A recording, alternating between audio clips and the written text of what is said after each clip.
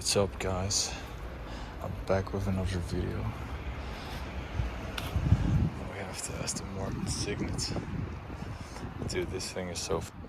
I think it is a Toyota, but it's an Aston Martin, you know? People spend like 50 grand on this. Yeah, it's kind of funny. It's kind of funny that Aston Martin did that. So yesterday's video is uploading now. And it's about 4 p.m. now. See an old Mercedes. Oh, he's driving off. That's nice. I don't even know if you can hear me. The wind is so strong. Jeez. You see the G-Wagon? I love those rims. That's like the wheel design I would take for a G-Wagon, but I wouldn't do it in matte black. I would do it in silver, like chrome silver. I think it looks sick.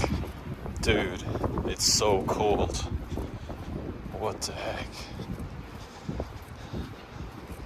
It's getting colder every day. I thought summer's coming. I guess tomorrow it's gonna be nicer, but today it's just brutal. I saw the sun outside. I was like, all right, let's get the leather jacket on. But I'm just wearing a t-shirt and a leather jacket. So it's not enough at all. So today's my free day. I was basically home the whole day writing job applications, doing stuff from home. Now I decided to go out quickly for a walk, grocery shopping, but honestly it's way too cold. So I'm gonna go home again. I think I see a 993. I'll show you guys. But yeah, I'm going home soon. And then hit the gym early today. I never know when to go, because when you go early there is too many people. But if you go late, then it's like too late, then my whole schedule gets messed up. Yep, it's a 993. A red one. They have some nice watches here. Oh, they have something real nice. Digging that one, the Pepsi, but it's the older one. Well, I want one with the clear case back. Carrera 4. I like the sticker. Seen it a couple times now. The 993s are cool, but they're way too expensive now. They're like paying, I don't know, 70, 80. A couple of years ago you could get them for like 30, 40. Yeah, dude, times have changed. Those old cars just went through the roof. It's crazy. You've probably seen this house in the news a lot a couple of years ago. That used to be Credit Suisse, now it's UBS. This is also UBS, but they're building something. I don't know. I checked the analytics, and according to the analytics, I would have to.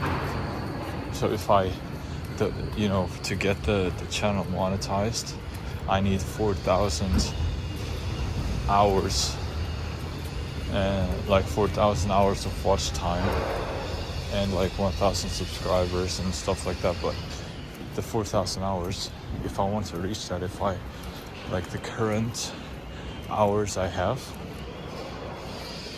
it's like 170 or something in the first month of posting. So if I kept going like this, after the 365 days I would only have around 1,900 watch hours, which is not even half of what I need to get the channel monetized. So I really have to, I don't know, I have to figure out something. And it's comp. But I think, soon I'm gonna start filming some other videos too. Because recently the vlogs got like 10 views, so I'm not doing so well. But I'll keep going Oh, I gotta check that out.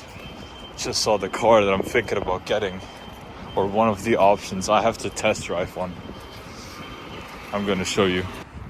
So that's the thing, 2.7 liter Cayman 987.2. Oh, it's a right-hand drive. It's from the UK. I didn't know that, but okay, I'll take it. Oh, he's got the eggplant. Okay, well, so this car is what I've been thinking, you know, but I need to test drive one. I've never driven one.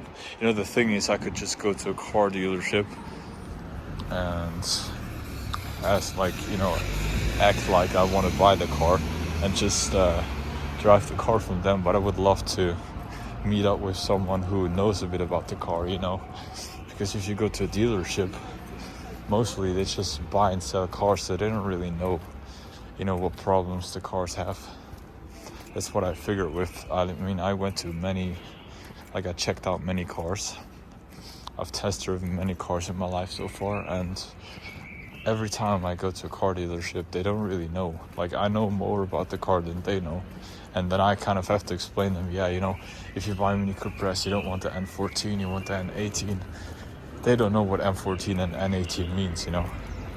They don't know the different engines, and then I have to explain them, even though they're trying to sell me the car, which puts them in a really bad position. That's how I got the cars so cheap. Like, every time I bought a car so far, I got the car a lot cheaper than they put them online for, because I'm good at negotiating, but also I know more about the cars than they do, so I can argue with them, you know. I can, if I would be, that's like one of the 48 laws of power I'm using, you know.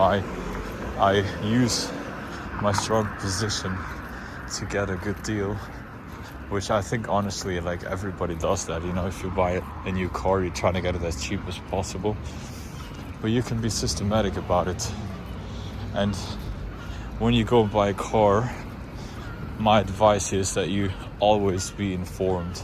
You have to lead the conversation. If you're buying a car and he's telling you, oh, you know, it's the greatest thing, and do it this way and that way, and da-da-da, they got you hooked, you know. You can't really argue. But if you lead the conversation, if you tell them, or if you show them that you have knowledge, that they take you over, they'll realize really quickly that they don't really have much power over you and over the negotiation. There was one guy, I was checking out, like, I don't know, 5 different Mini Cooper S's before the one I bought. Well, I had 2 of them, but, you know, over the past 5 years, I checked out like 5 different ones. And the first guy, he just didn't want to go down with the price. You know, when I bought my very, very first car, the guy was like, I checked out many different cars, like Renault Clio RS and stuff like this, or a Polo GTI. I think it was a Cupra, Ibiza Cupra, but it's like the same car. But all these cars just didn't get me hooked, because they felt so cheap and unemotional, and I wanted a car that has a lot of emotion. Then I test drove a Mini Cooper S R56, the one I have now, Basewater edition, so the blue one, and I fell in love immediately. I started the car and I knew this is gonna be my car. But then the guy didn't want to go down with the price. I think the car was like 12,500 or something, and they didn't want to, you know, come down with the price. And it was my mistake, because I was kind of nervous driving the Mini Cooper, because it was like the most expensive car I drove at that time, and it was a very professional dealership, and I was just nervous to negotiate. And then he started leading the conversation. That's the mistake I did. That's why I never do that. And he just, you know, he was in power over me, and I could not get the price down. So that's why that's so important immediately. As soon as you enter, like the first 3 seconds, that's where you're gonna leave the impression either you're weak and they know they can play with you, or you show them that you got knowledge. You walk in confidently. You know, that's how I got into dealerships. Like a couple of years ago, we went to Bugatti dealership. Usually they don't let you in, but I managed to like talk to them and check out the cars, like Bugattis, because I walked in there confidently. I was very young, so I could obviously not get the car.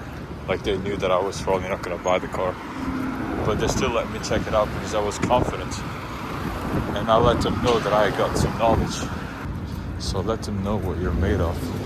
Yeah, I ended up not buying the first one because, as I said, it was too expensive, and I was just trying to get the price down because back in the time I didn't have as much money, or I had, but I didn't want to spend it.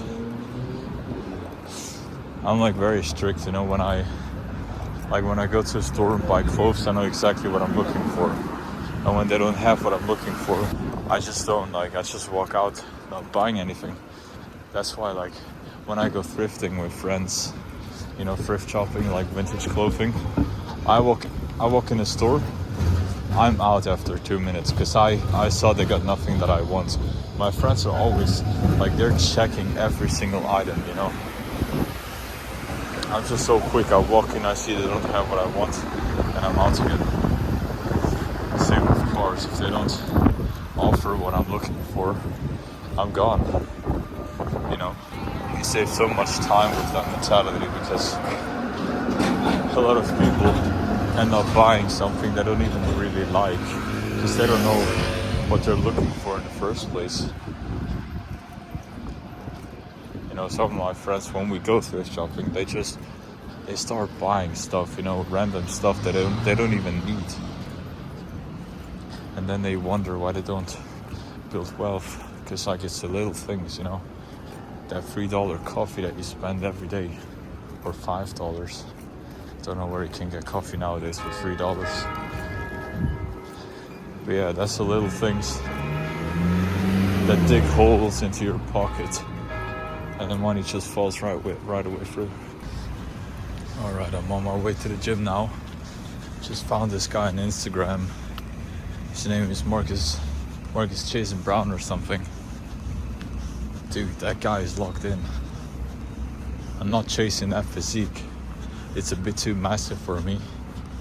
I want to be a bit more, well, I'm a bit more athletic, a bit more hybrid, but I still can admire a physique like that. Crazy. Yeah, I've been working out for a couple of years, but I haven't made so much progress because I struggle to put on weight because I'm an ectomorph. Like, I burn a lot of calories because my brain's so big. I'm just kidding. No, but I just burn a lot of calories, and I struggle to get enough calories in. And I calculated like how many calories I need, and it's some obnoxious high number that I almost never get. Also, like the protein, I need like 130 grams of protein a day. Dude, I don't eat meat. Like I eat meat, but I don't eat meat enough, you know. I eat it like once a week. And buying steaks every day, dude, all these bodybuilders that eat steaks every day, how do you afford that, dude? Like, do you know what a steak costs in Switzerland? Like a 200-gram steak is like $20. Like a good one, you know. I'm not talking about some weird ass whatever steak, like some quality stuff, but it's so expensive. So I just avoid meat. I only eat meat at restaurants, but then it's even more expensive. Just realized. But anyways, gotta eat more steak, I guess. And obviously I could make more progress if I took some gear, but I'm not taking any gear. The only thing I take is protein, like protein powder. I tried creatine for a while, for a couple of years I think, but I don't know, I just kind of stopped.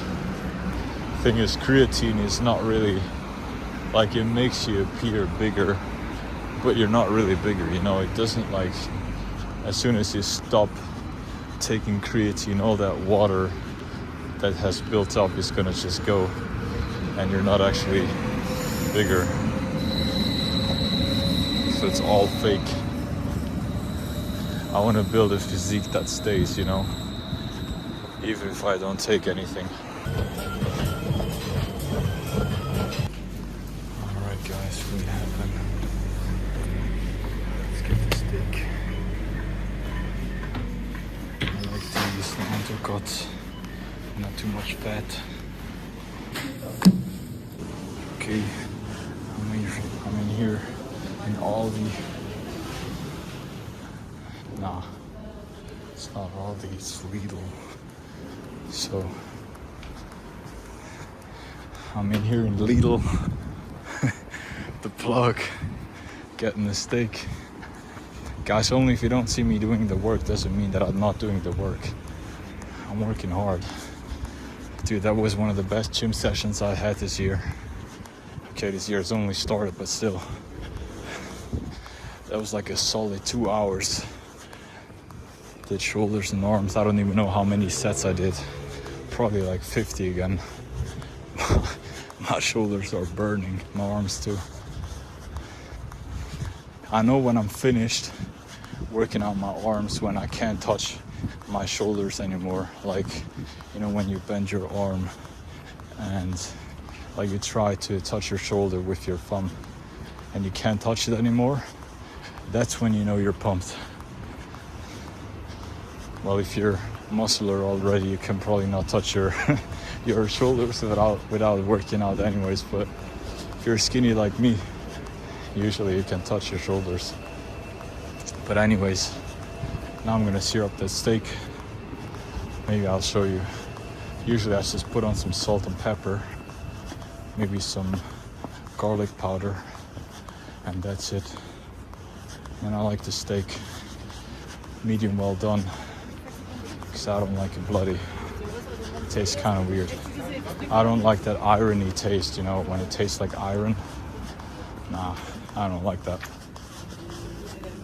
Some people eat those steaks raw, like almost raw, you know, they just sear up the crust, and then the inside is still like red and bloody. I don't like that. Dude, when I went to the gym, it was still sunny outside. Now it's freaking dark. Midnight. It's not midnight yet, but it's like, I don't know, 8 p.m., 9 p.m. Haven't checked the time. So guys, if you want to get locked in, if you want to make it happen, if you want to get going, then follow me on YouTube, follow me on Instagram. Well, I don't post on Instagram that much, but I post on YouTube. I post on TikTok too. If you just want to see cars, car porn, stuff like that, follow me on TikTok at, I think it's Manu Savage, so M-A, it's like the same name as the name linked under every video. I link my socials under every video, so just click on my Instagram at Manu Savage, and then the same name is on TikTok. Dude, it's windy out here again. Looks like I have a Black Pro Mist filter on, but I think my my lens is just dirty as man. I was sweating. I was doing that arm workout. I was shaking from exhaustion. Then I did a run for 10 minutes, like really fast. Now my legs are shaking too. Can't even walk straight. Dude, today we got moving. I think I forgot to explain a couple of hours ago when I recorded a clip. Well, for you it was like 2 minutes ago. For me it was like 10 hours ago. But I said that I need like a certain amount, or you know, if I keep the views like they are right now, I got like 170 watch hours in 1 month. I need 4,000 to get the channel monetized. So based on that calculation, I'm not gonna be monetized. I'm not gonna make it to be monetized because I need 4,000 hours and I only have 170, and if I keep going like that, I have around 2,000 after a year, and only have 365 days to get it monetized. So I gotta get locked in. I don't know what I gotta do. I gotta get the views up. Yeah, I don't know how I'm gonna do that. You know, I don't want like one video to go viral and then bring me like dead followers. But I don't know. I don't know what I should do more than posting every day. Because I mean, I could post twice a day, but are you really gonna watch 2 vlogs in one day? I don't think so. And also I don't have time for that. Like, one vlog barely fits in a day. One vlog barely fits in within 24 hours because it takes so long to export. So I'm pretty much at max capacity already. Dude, it's not that heavy. Getting the laundry, but after that workout, getting the 2 bags. Dude, I can't. I watched a movie, The Accountant. Now I'm journaling, then going to sleep. So thanks for watching, and I'll see you tomorrow.